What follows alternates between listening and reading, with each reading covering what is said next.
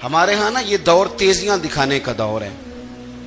کچھ لوگ ضرورت سے زیادہ تیزی دکھانے کی کوشش کرتے ہیں. ان بیچاروں کا کبھی کبھی اتنا سخت نقصان ہوتا ہے کہ ان کو ان سے بھی کئی گنا تیز بندہ مل جاتا ہے. وہ کسی ایسی جگہ جا کے بیچارے الجھ جاتے ہیں جہاں سے واپسی کا راستہ نظر نہیں آتا. میں نے دیکھا ہے بہت سارے لوگ ایسے ہیں جن کے ساتھ لوگ آنا جانا ملنا بیٹھنا آہستہ آہستہ چھوڑ دیتے ہیں. اور وہ کس لیے چھوڑ دیتے ہیں؟ وہ ان کے رویے کی وجہ سے چھوڑ دیتے ہیں, ان کے انداز فکر کی وجہ سے چھوڑ دیتے ہیں, ان کے شکووں کی وجہ سے چھوڑ دیتے ہیں. مزاج ہوتا ہے نا ہمارا کہ ہمیں شوق ہوتا ہے تعلق زیادہ لوگوں کے ساتھ ہو, اور پھر یہ بھی شرط ہوتی ہے کہ میں جس کے پاس جاؤں وہ مجھے یہی کہے کہ تو میرے ساتھ ہی پیار کر. دیکھیں, انسان نے انسان رہنا ہے, اس نے نہ فرشتہ بننا ہے معاذ اللہ, نہ اس نے خدا بننا ہے, اس نے انسان رہنا ہے. لیکن وہ کچھ بھی نہیں کسی کا سنوار سکتا. صرف اتنا ہے کہ اگر آنے والے کی وہ صرف اشک شوئی کر دے, بات توجہ سے سن لے, اور جاتے وقت 2 جملے تسلی کے بول دے, اور اس کے جو بول ہوں وہ ذرا میٹھے ہوں. میٹھے کھ سواد نہیں مشری اندر, اساں کھنڈا وی چکھ ڈٹھیاں, پر انہاں ساریاں شیواں نالوں گلاں سجن دیاں میٹھیاں. اگر انداز تھوڑا سا شستہ ہو, انداز تھوڑا سا ٹھیک ہو, لب و لہجہ تھوڑا سا ٹھیک ہو. اب ہمارے جو جدید اسکالر آئے ہیں وہ کہتے ہیں باڈی لینگویج. باڈی لینگویج کیا ہے؟ نہیں, آپ نے کچھ بھی نہیں کہا, لیکن کسی بندے کی طرف دیکھ کے نا آپ تنزن ہنسے ہیں, صرف تکلیف ہوتی ہے کہ نہیں؟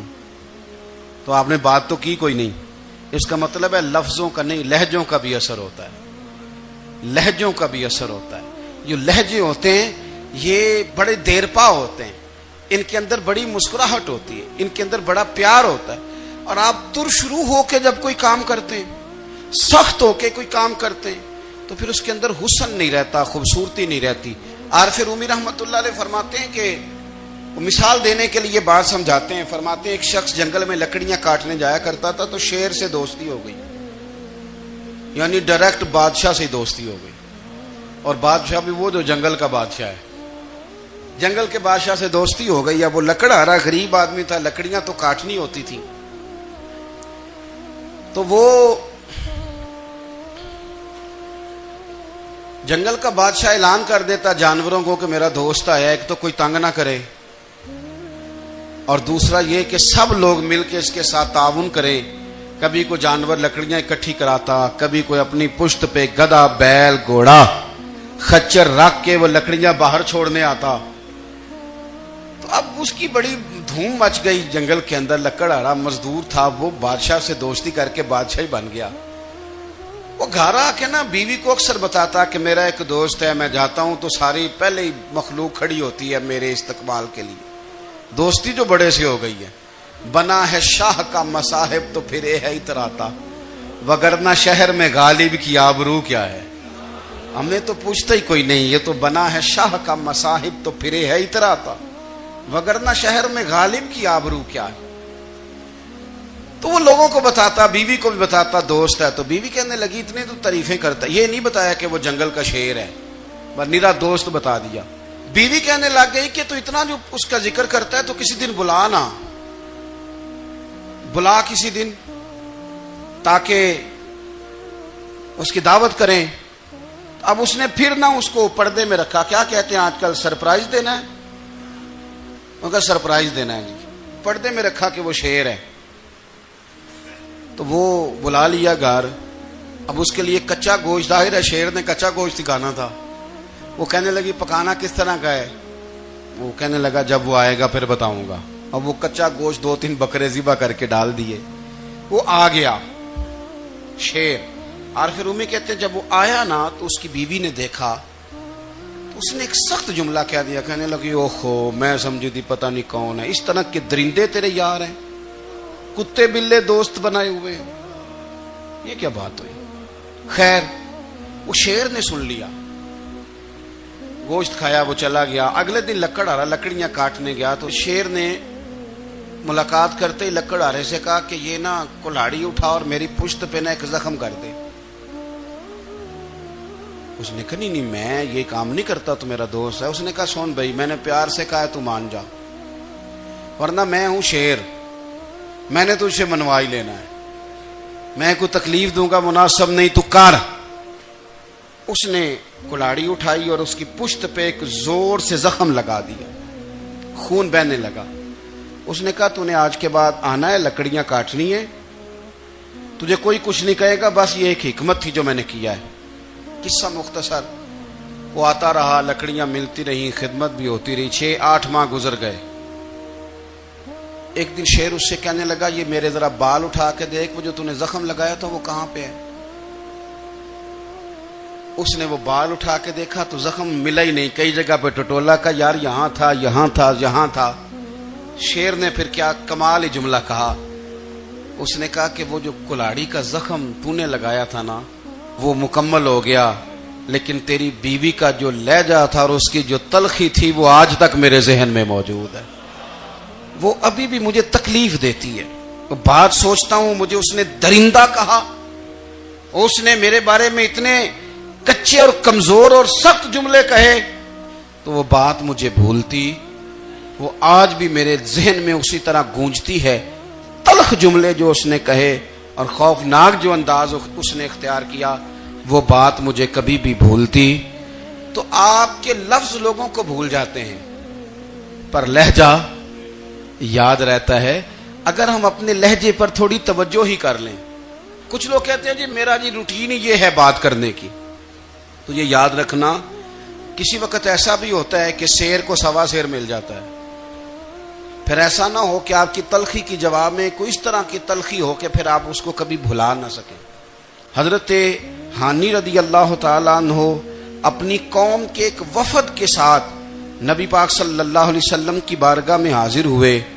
نبی پاک علیہ السلام نے ان کی ساری باتیں سنی، تو ان میں سے ایک شخص نے عرض کی یا رسول اللہ صلی اللہ علیہ وسلم، میں نا زیادہ باتیں نہیں یاد رکھ سکتا، حضور میں شاید کمزور حافظے والا ہوں، زیادہ باتیں نہیں میں یاد رکھ سکتا، حضور مجھے کوئی ایک ایسی بات آپ ارشاد فرما دیں کہ میں عمل کروں تو پھر جنت میرا مقدر بن جائے۔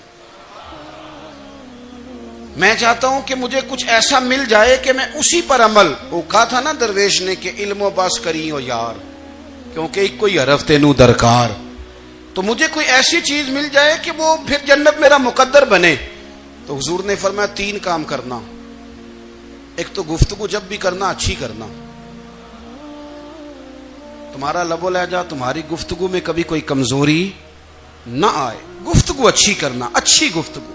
اور دوسرا حضور نے فرمایا سلام کو عام کرنا، اور تیسرا فرمایا لوگوں کو کھانا کھلانے میں رغبت پیدا کرنا۔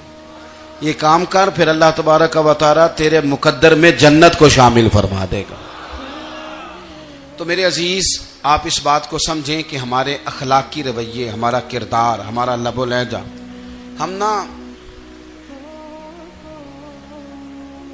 ڈنڈے کے زور پر حکومت قائم کرنا چاہتے ہیں۔ آپ کو پتہ ہے بہت سارے ملکوں میں دین گیا اور پھر اللہ تعالیٰ معاف کرے بعض جگہ پہ دینی اقدار کو، دینی لوگوں کو زوال بھی آیا۔ بر صغیر پاک و ہند میں دین آیا لیکن اللہ کے فضل سے زوال نہیں آیا اور کبھی آئے گا بھی نہیں، کبھی آئے گا بھی نہیں۔ وہ جو ہم پہ بڑا اعتراض کرتے ہیں نا ہمارے معاملات پہ اور بڑے بڑے فتوے دیتے ہیں، یہ بات وہ بھی کہتے ہیں کہ ان کے دلوں میں عشق رسول کی شمع بہت زیادہ فیروزہ ہیں، یہ بیگانے بھی مانتے ہیں۔ کیوں بھلا؟